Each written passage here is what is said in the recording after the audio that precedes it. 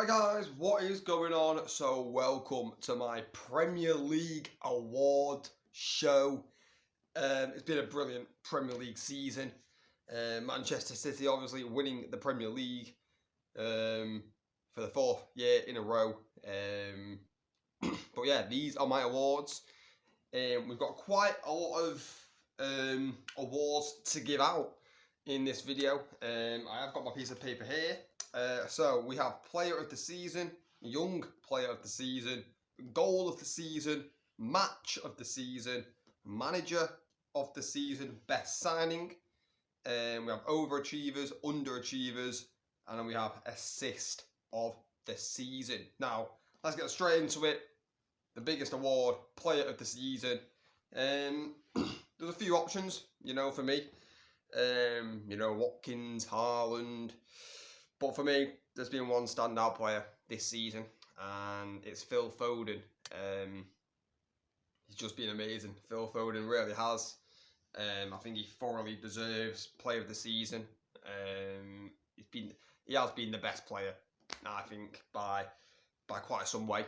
To be honest, I think his assists, his goals, and just his overall involvement in games has been phenomenal. By Phil this season. Obviously part of that historic Manchester City team. Pains me as a United fan to put Phil Foden as Player of the Season, but I think he has been Player of the Season, and it's very hard to give it to somebody else. I think he was double-digit in assists, double-digit in goals. It's a very hard thing to do that in the Premier League nowadays, and he's done it, I'm pretty sure. So congratulations to Phil on winning my Player of the Season. I think Watkins probably was the other closest one. I think Watkins has had a very, very underrated season by many. But I think you've got to give it to somebody who is in a team that has won something this season, and Manchester City have won the Premier League, and Foden gets the award. Now, moving on to the second award, Young Player of the Season. Now, what defines young? For me, it is 23 and under. I think that's what the Premier League do. But I don't really know. 21 and under, who knows what you define young as. But for me, my Young Player of the Season is Cole Palmer. I mean, Cole Palmer has been unbelievable for Chelsea this season. I don't think anybody expected Cole Palmer to do this good when he signed for Chelsea in the summer. Nobody expected this. Barely got any game time at Manchester City, let's be honest. Pep clearly just wasn't a fan of him. But he's gone to Chelsea, Cole Palmer, and he's been absolutely superb. The goals, the assists, it's in a struggling Chelsea team as well. He's been the standout light, and he's a very young player, Cole Palmer, and I just think now, how will he progress his career now from this season? Because I think it's only going to go up from here, and he's been absolutely sensational for Chelsea this season. And if he wasn't at Chelsea, Cole Palmer this season, I don't know where Chelsea would have ended up in the league. I think it would have been 10th or something for Chelsea this season. I really do, but he's been the bright light in that team, and it's going to be interesting to see what he does next season, because that's his limit now. That's his standard. He's shown that he can do it in the best league in the world against some of the best teams in the world. So it'll be interesting to see what he can do next season. So my Young Player of the Season, Cole Palmer. Now, moving on, Goal of the Season. I mean, let's be honest, there's only one Goal of the Season contender. Alejandro Garnacho against Everton. I mean, this goal, was just outrageous. I did a watch along for it. It was probably one of the best goals I think I've ever seen. Genuinely. The technique, the confidence, the ability to do what he did, Garnacho, was just remarkable. You know, we know he's a young player, Garnacho, who likes to put himself out there on the football pitch. And with that goal, it was an absolute worldie. You know, it probably will win the Puskas goal as well, that award. You know, because he plays for Manchester United. He did it in the Premier League. It went global. You know, I'm pretty sure everybody saw that goal. But yeah, there was only real one goal of the season for me, and that was it. I don't really think many other goals came close to it, to be fair. You know, it's very rare you see an overhead kick, but to see it done that perfectly, like, it was perfect. Like, most overhead kicks, like, come off, like, the shin.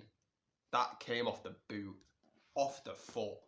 You know, Pickford just stood there, you know, just watched it go in. Unbelievable goal by Alejandro Garnacho, and fully deserves that award, 100%. Now, moving on to assist of the season. This is a rogue one. I don't really see many people do assist of the season. But for me, my assist of the season is going to be Kevin De Bruyne against Newcastle, where he assisted Oscar Bob for that late Man City winner in that 3-2 victory. Mainly I put this one in because De Bruyne was out for so long, and you know, this was his first game back for Manchester City, and he gets that assist. You know, Kevin De Bruyne probably is the best player in the Premier League. You know, probably one of the best playmakers in the world. You know, he does it so many times, Kevin De Bruyne, and that assist right there on his return, it just like showed everybody what he's about, Kevin De Bruyne. You know, it was a lovely, just clipped over the top free ball to Oscar Bob. You know, I don't know how Kevin De Bruyne saw it, but just an outrageous assist. And yeah, thoroughly deserves the assist of the season, De Bruyne. Yeah, brilliant assist, brilliant vision, and he takes it. Now, moving on to manager of the season. There's a couple of contenders. You know, you got Areola, the Bournemouth manager. Yeah, you got Pep Guardiola. You know, obviously you got to put Pep in, he won the league. But for me, I've gone for someone who I think isn't really getting as much praise, and that is Unai Emery. Unai Emery is my manager of the season. Villa, Champions League football. Nobody predicted that at the start of the season. He has done an absolutely unbelievable job at Aston Villa, Unai Emery. I think he's recently just signed a new contract as well, so that'll please Villa fans. But you know, what a coup it was by Villa to go and get Unai Emery, because you know he is a world-class manager. Everybody knows this, and he's now proven it. You know, Villa, yes, are one of the best sides in the Premier League. You know, you got like City, Liverpool, United, Chelsea, Arsenal. But they've done something that this season, Villa, and they've just shown people wrong. You know, they've proved people wrong. And Unai Emery's proved people wrong. You know, and that shows a world-class manager. Getting Champions League football with that team, nobody expected it. Nobody. And, you know, it's going to be interesting to see what Villa do in the Champions League next season. Will they get out of the group? They did finish 4th, so if you think about it, they are going to have the hardest group. But it's going to be interesting to see Villa in the Champions League. A bit like Newcastle last season when they got Champions League. You know, it was quite refreshing, I think, to see something a bit new. And again, Villa not been in the Champions League for so many years. It's going to be quite refreshing. I'm actually quite looking forward to watching Villa in the Champions League. So yeah, Unai Emery takes my manager of the season. Now, next award, best signing of the season. There's been a few. There has been a few, but I think there's been one standout. Declan Rice to Arsenal from West Ham. I think Declan Rice this season for Arsenal has been unbelievable. Probably one of Arsenal's most important and best players this season. we all knew Declan Rice was a very, very good footballer at West Ham. But I thought, he's taken his game to another level this season, Declan Rice. And, I think where Arsenal will be without Declan Rice, I think there's no way they will be second. I think they will still be top 4, but I don't think they would have been second in the Premier League. Not a chance. But he has came in and took the midfield by his neck. He calms everyone down, Declan Rice. His vision, his passing ability, even to pass it in tight areas, he's not afraid to do it. And I think he's been a really, really solid signing for Arsenal. I think when Declan Rice signed for Arsenal, I don't think many people expected him to flop. But yeah, he has just been unbelievable, Declan Rice, this season. And, as a United fan, I'm actually quite jealous that Arsenal have him, to be honest, because we could really do with him. But, fair play to Arsenal for getting him. I think Arsenal were, I think Chelsea were in for him as well, but I think Declan Rice had to go to Arsenal, and he did the correct thing and went to the Gunners. And yeah, he's been absolutely unbelievable this season for Arsenal. One of their best players. So, unbelievable by Declan Rice. Now, next award, overachievers. Now, overachieving is basically, where you think, well, this is basically my opinion, all these are my opinion, but where I think a team has overperformed. And for me, that team, again, is Aston Villa. It's just, honestly, I've talked a little bit about Villa and Emery, but I just think, let's just talk about it again. Aston Villa, Champions League football, it is remarkable. It really is. It's unbelievable. It is unbelievable. Champions League football at Villa Park, the atmosphere is going to be cracking, I tell you, on Champions League nights. And I think they have to be the overachievers, because nobody expected this for Aston Villa. I think many people expected Villa to get top 8, but not top 4. It's remarkable what they've done this season, Aston Villa. And when you've got players like Ollie Watkins, you've got a manager as good as Unai Emery, you can go far.